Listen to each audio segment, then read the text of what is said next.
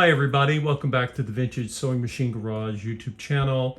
You are looking straight into the shuttle bobbin area of my domestic 1514 made in Japan Japanese clone of the Singer 15 machine design. And I thought I would show you how to remove the hook and a little something interesting about the race cover. So these little flippers, as I like to call them, they are basically they slide over these little pips, and that's a word, and that now allows you to remove the race cover. Now this cover, and you may be used to seeing me take the whole race cover off, and many times I do that. However, with this machine, it was designed so you didn't have to do that. Now there is a tiny little screw where you can, but this was basically created, and I see a little thread. You guys see that? A little piece of thread hanging there. This is always a good idea to take your shuttle race and hook apart just to make sure everything, we're gonna clean it if there's anything to be cleaned. I won't know until we open it. And I'm simply going to pull this back, and it, whoops, watch out, the hook wants to flop out on its own. And it did. Hooks normally release fine. If your hook doesn't release for you, you got, I don't know, I've never had a hook not come out. So, but the cover, it actually is on a little hinge here, and it's just there to hang. And I'm not going to take it off because I don't have a real need to. What I am going to do is just kind of go over this area. I don't really see a lot of dirt or a lot of oil, but I want to take my cotton swab. I swear I should invest in cotton swab futures, as many of these as I use.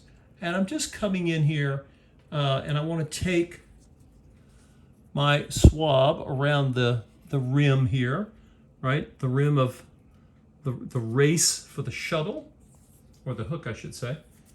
And now if I want to get to the other side, I just move my little butterfly piece out of the way there, and now I can get on this inner rim and move it back again and come up on the other side. And my goal here, I mean, I'll show you what came off. It's mostly just, I don't know, like a fine layer of grime. I couldn't even see it. Not much is here, but you don't know until you take the swab in there and check it out, right? We want to make sure the main thing I'm looking for here is to ensure that there's no oil, there's no thread that's wrapped around. This design, any machine can get thread nests and thread jams. I don't see one here.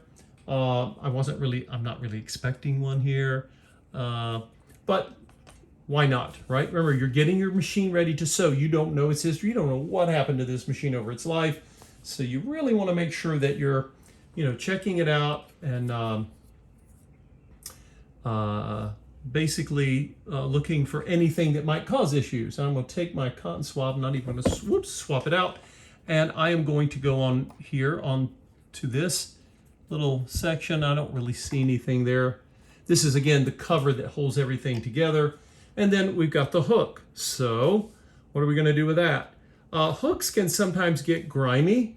So we'll take our cotton swab and just we'll do exactly that. We'll swab the inside of the hook here. Sometimes there might be oil, mostly dirt, grime. Sometimes there's nothing. But again, at least when you've done these types of procedures, that you've checked the machine out, because again, it's an unknown to you. So why would you assume that everything was fine? I would not do that. You might get lucky or you might not. Now, when you're looking at your hook, you have I've gone inside the hook, and I've sort of swabbed out any goo or filth that might be in there.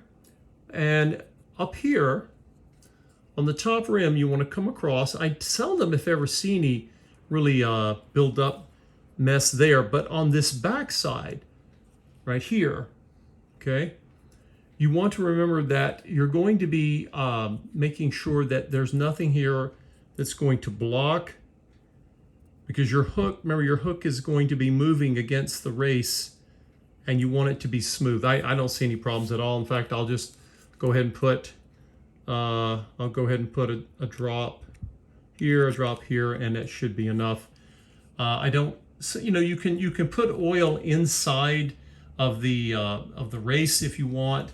Be very conservative with that though, because, you know, remember this is an area that's inherently going to attract or collect lint, and lint and oil make for a muddy mess. So that's all I'm doing right there, and I'll put it back,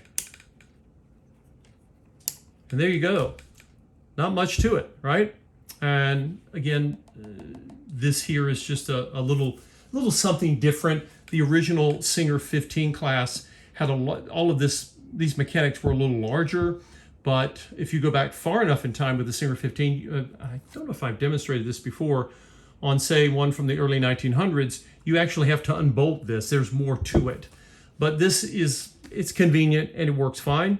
So that again just is another area of the machine that you want to inspect when you are trying to conserve or ready to just investigate this machine you've just gotten.